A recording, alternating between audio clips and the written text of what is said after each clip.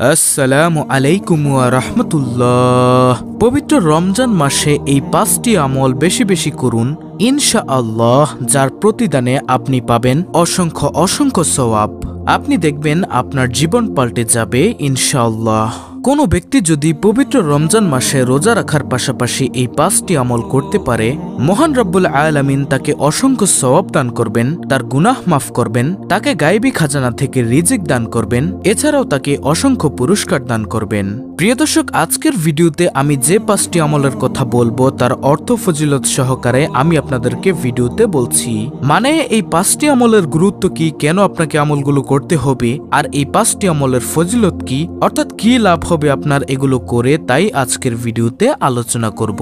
তাই প্রিয় দর্শক, আপনাদের কাছে আমার একটি অনুরোধ হলো, ধৈর্য সহকারে ভিডিওটি শেষ পর্যন্ত দেখুন, একটুও না টেনে। তাহলে এই ভিডিওটি দেখে এখান থেকে এই আমলগুলো করে আপনি অনেক উপকৃত হতে পারবেন ইনশাআল্লাহ। তাহলে চলুন শুরু করা যাক। প্রিয় দর্শক, পবিত্র মাহে রমজানের রোজা রাখার পাশাপাশি 5টি আমলের মধ্যে সর্বপ্রথম নম্বর আমলটি হলো ওয়াক্তমতো সালাত আদায় করা। সালাত শব্দের অর্থ নামাজ। ইসলামের 5টি স্তম্ভের মধ্যে সালাত হচ্ছে একটি। সালাতের গুরুত্ব, সালাতের মাধ্যমে বান্দা তার প্রভুর সঙ্গে সরাসরি কথা বলে, তাই সালাত আল্লাহর আনুগত্য লাভের একটি সুন্দর ইবাদত। একাগ্র মনে সালাত আদায়কারী নিজের ও সমাজের কল্যাণ ব্যতীত কোনো খারাপ কাজ করতে পারে না। এছাড়াও সালাত অশ্লীল ও অন্যায় কাজ থেকে বিরত রাখে। জীবনের সব ক্ষেত্রে আল্লাহ ভীতিকে কাজে লাগিয়ে আল্লাহর বিধিনিষেধ মেনে চলা নামাজের অন্যতম প্রশিক্ষণ। কেননা আল্লাহর আদেশ ও নিষেধ মেনে চলার প্রশিক্ষণ নামাজের মধ্য দিয়ে অর্জন করা যায়। দর্শক, এখন হলো সালাত আদায় করার উপকার ও ফজিলত। নামাজ হলো জান্নাতের চাবি। নামাজের মাধ্যমে একজন মুসলমান নিজেকে আল্লাহর কাছে আত্মসমর্পণ করে। এই আত্মসমর্পণে আত্মিক দিক দিয়ে নামাজি ব্যক্তি শক্তিশালী হন এবং জামাতে নামাজ আদায় করা একাকী নামাজ আদায় করার চেয়ে 27 গুণ বেশি সওয়াবের। বুখারী শরীফের হাদিস, মুসলিম শরীফের হাদিস। দর্শক, নামাজ ফরজ ইবাদত হলেও নামাজ আদায়ের মূল উপকারিতা হচ্ছে অন্যায় ও অশ্লীলতা থেকে মানুষকে বিরত রাখা। তাহলে প্রিয় দর্শক, পবিত্র মাহে রমজানের রোজা রাখার পাশাপাশি 5টি আমলের মধ্যে এই হলো সর্বপ্রথম নম্বর আমল, সালাত অর্থাৎ ওয়াক্তমতো জামাতের সাথে নামাজ আদায় করা। আর মহিলাদের ক্ষেত্রে ওয়াক্তমতো বাড়িতে নামাজ আদায় করা। শুধু রমজান মাস নয়, পুরোটা বছর জুড়ে জামাতের সাথে সালাত আদায় করা। তার বিনিময়ে আপনি পাবেন অসংখ্য সওয়াব ও জান্নাত। তারপরে দ্বিতীয় নম্বর আমলটি হলো পবিত্র রমজান মাসের রোজা রাখা এবং সালাত আদায় করার পাশাপাশি কোরআন তেলাওয়াত করা। কোরআন তেলাওয়াতের গুরুত্ব, পবিত্র কোরআন তেলাওয়াত সব ইমানদারের সব সময়ের আমল, তবে রমজান মাসে এর গুরুত্ব আরও বেশি। সাহাবায়ে কেরাম, তাবেঈন এবং বুজুর্গনের দিন সবাই রমজান মাসে কোরআন তেলাওয়াতে বিশেষ গুরুত্ব দিয়েছেন। তাদের অনেকেই রমজানের অধিকাংশ সময় কোরআন তেলাওয়াতে কাটাতেন, দিনে স্বাভাবিকভাবে কোরআন তেলাওয়াত করতেন, আর রাতে তারাবি ও নফল নামাজে তেলাওয়াত করতেন। কোরআন তেলাওয়াতের ফজিলত, কোরআন তেলাওয়াতকারীদের জন্য রয়েছে 10টি ফজিলত। নম্বর 1, কোরআন তেলাওয়াতকারীদের আল্লাহ তাআলা পরিপূর্ণ প্রতিদান দিবেন এবং তাদের প্রতি অনুগ্রহ বৃদ্ধি করবেন। নম্বর 2, আল্লাহ তাআলা কোরআন তেলাওয়াতকারীদের মর্যাদা বহুগুণে বৃদ্ধি করে দিবেন। নম্বর 3, যারা কোরআন শিখে ও শিক্ষা দেয় সর্বশ্রেষ্ঠ মানুষ তারা। হাদিস শরীফে বর্ণিত হয়েছে, আলী ইবনে আবু তালিব রাদিয়াল্লাহু তাআলা আনহু থেকে বর্ণিত, রাসূলুল্লাহ সাল্লাল্লাহু আলাইহি ওয়াসাল্লাম বলেছেন, তোমাদের মাঝে সর্বোত্তম সেই ব্যক্তি যে কোরআন শিখে এবং তা শিখায়। তিরমিজি শরীফের হাদিস। নম্বর 4, প্রতি হরফ তেলাওয়াত করলে 10 নেকি। হাদিসে এসেছে, আব্দুল্লাহ ইবনে মাসউদ রাদিয়াল্লাহু তাআলা আনহু থেকে বর্ণিত, তিনি বলেন, রাসূলুল্লাহ সাল্লাল্লাহু আলাইহি ওয়াসাল্লাম বলেছেন, যে ব্যক্তি কোরআনের একটি হরফ পাঠ করবে সে ব্যক্তি একটি নেকি লাভ করবে, আর প্রতিটি নেকিকেই 10 গুণ বৃদ্ধি করে দেওয়া হয়। আমি বলি না যে আলিফ, লাম, মিম মিলে একটি হরফ, বরং আলিফ একটি হরফ, লাম একটি হরফ এবং মিম আরেকটি হরফ। তিরমিজি শরীফের হাদিস। কোরআন তেলাওয়াতের 5ম নম্বর ফজিলত হলো কোরআন পাঠকারীর দৃষ্টান্ত মিষ্টি কমলার মতো। নম্বর 6, মৃত্যুর পরও কোরআন তেলাওয়াতকারীর লাশের মর্যাদা অনেক বেশি। নম্বর 7, কোরআন তেলাওয়াতকারীরা আল্লাহর পরিবার ও কাছের মানুষ। নম্বর 8, কোরআন তেলাওয়াতকারীকে হাফেজে কোরআনকে সম্মান করা আল্লাহ তাআলাকে সম্মান করার সমান।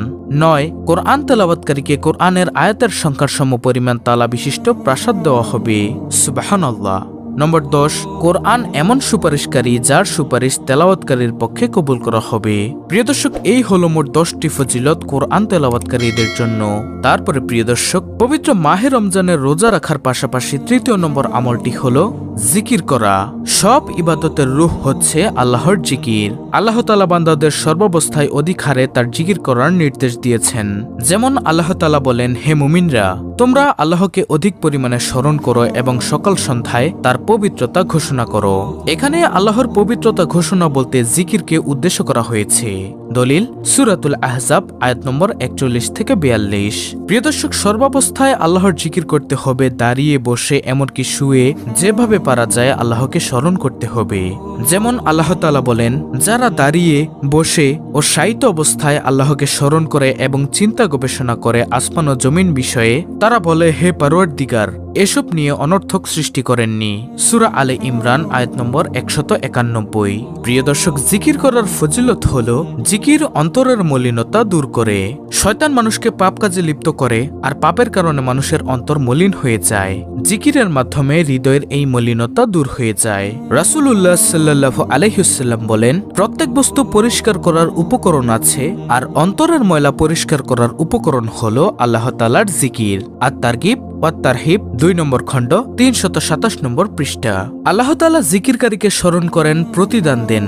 যে আল্লাহর জিকির করে মহান আল্লাহ তার জিকিরের জবাব দেন এবং তার প্রতিদান দান করেন। জিকিরকারী কিয়ামতের দিন আরশের নিচে ছায়া পাবে। কিয়ামতের দিন সূর্যের উত্তাপ থেকে বাঁচতে যখন কোনো ছায়া থাকবে না, তখন আল্লাহর আরশের ছায়ায় বিশেষ মানুষকে ঠাঁই দেওয়া হবে। জিকিরকারীরা তাদের অন্যতম। রাসূলুল্লাহ সাল্লাল্লাহু আলাইহি ওয়াসাল্লাম বলেছেন, আল্লাহ তাআলা 7 ব্যক্তিকে আরশের ছায়ায় স্থান দিবেন। তাদের মধ্যে একজন হলো ওই ব্যক্তি যে একান্তে আল্লাহ তাআলাকে স্মরণ করেছে, অর্থাৎ জিকির করেছে এবং তার চোখ থেকে অশ্রু প্রবাহিত হয়েছে। বুখারী শরীফের হাদিস। প্রিয় দর্শক, এছাড়াও জিকিরের রয়েছে অসংখ্য ফজিলত ও উপকারিতা, যা ভিডিওতে বলে শেষ করা যাবে না। তারপরে 4র্থ নম্বর আমলটি হলো ইস্তেগফার করা। ইস্তেগফারের গুরুত্ব। ইস্তেগফার আরবি শব্দ, এর অর্থ ক্ষমা চাওয়া, আবৃত করা, ঢেকে দেওয়া ইত্যাদি। ইস্তেগফারের মূল শব্দের সঙ্গে সম্পর্কযুক্ত শব্দ কোরআনে কারীমের 202টি আয়াতে এবং 234 বার এসেছে। এই আয়াতগুলোতে মহান রব কোথাও ইস্তেগফারের জন্য বান্দাকে নির্দেশ দিয়েছেন, কোথাও ইস্তেগফারের গুরুত্ব উপকারিতা আলোকপাত করেছেন, কোথাও তিনি ক্ষমাকারী পাপ মোচনকারী রূপে নিজের গুণাবলী বর্ণনা করেছেন। আর মহান আল্লাহ তাআলার অসংখ্য গুণাবলীর মধ্যে একটি হলো ক্ষমা। আল্লাহ তাআলা ঘোষণা করেন, আমি অবশ্যই ক্ষমাশীল তার প্রতি যে তওবা করে, ঈমান আনে, সৎকর্ম করে ও সৎপথে অবিচল থাকে। সূরা তাহা আয়াত নম্বর 82। ইস্তেগফারের ফজিলত। ইস্তেগফার হতাশা ও দুশ্চিন্তা দূর করে। প্রিয় নবী সাল্লাল্লাহু আলাইহি ওয়াসাল্লাম বলেন, যে ব্যক্তি তার পাপাচারের জন্য ইস্তেগফারের মাধ্যমে নিয়মিত আল্লাহ তাআলার কাছে ক্ষমা চাইবে, আল্লাহ তাআলা তার দারিদ্র্য গুছিয়ে দিবেন, তাকে সব বিপদ আপদ থেকে রক্ষা করে সচ্ছলতা ও নিরাপত্তা দান করবেন। সে আল্লাহর রহমতে এমন উৎস থেকে রিজিক প্রাপ্ত হবে যা সে চিন্তাও করেনি। প্রিয় দর্শক, এছাড়াও ইস্তেগফারের রয়েছে অসংখ্য ফজিলত, যা বললে ভিডিও অনেক বড় হয়ে যাবে।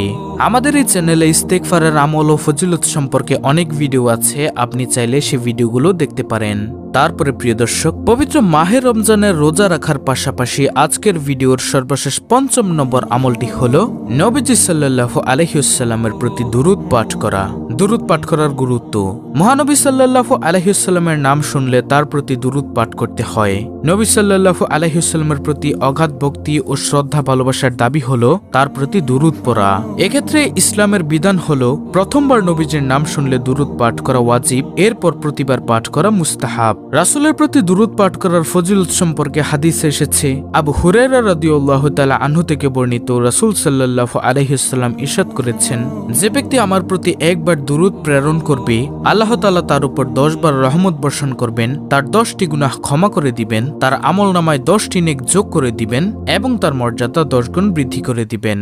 সহিহ মুসলিম শরীফের হাদিস। এছাড়াও রাসূল সাল্লাল্লাহু আলাইহি ওয়াসাল্লাম ইরশাদ করেছেন, কিয়ামত দিবসে লোকদের মধ্যে ওই ব্যক্তি আমার অধিক নিকটতম হবে যে ব্যক্তি তাদের মধ্যে আমার প্রতি বেশি বেশি দুরূদ পাঠ করবে। তিরমিজি শরীফের হাদিস। প্রিয় দর্শক, এই হলো পবিত্র মাহে রমজানের রোজা রাখার পাশাপাশি আপনারা চাইলে আজকের ভিডিওতে বলা এই 5টি আমল করতে পারেন, যার প্রতিদানে আপনি পাবেন অনেক অনেক সওয়াব। অত্যন্ত গুরুত্বপূর্ণ একটি ভিডিওটি ভালো লাগলে অবশ্যই চ্যানেলটিকে সাবস্ক্রাইব করে পাশে থাকা বেল বাটন অল বাজিয়ে দিবেন, ভিডিওটিতে একটি লাইক দিবেন এবং কমেন্টে আমিন লিখবেন এবং অন্য মুসলিম ভাই বোনদের কাছে ভিডিওটি শেয়ার করে দিবেন যেন তারাও দেখে শিখে আজকের ভিডিওতে বলা এই আমলগুলো করতে পারে। আল্লাহ রাব্বুল আলামিন আমাদের সকলকে পবিত্র মাহে রমজানে অন্যান্য আমলের পাশাপাশি এই 5টি আমল করার তৌফিক দান করুন, আমিন।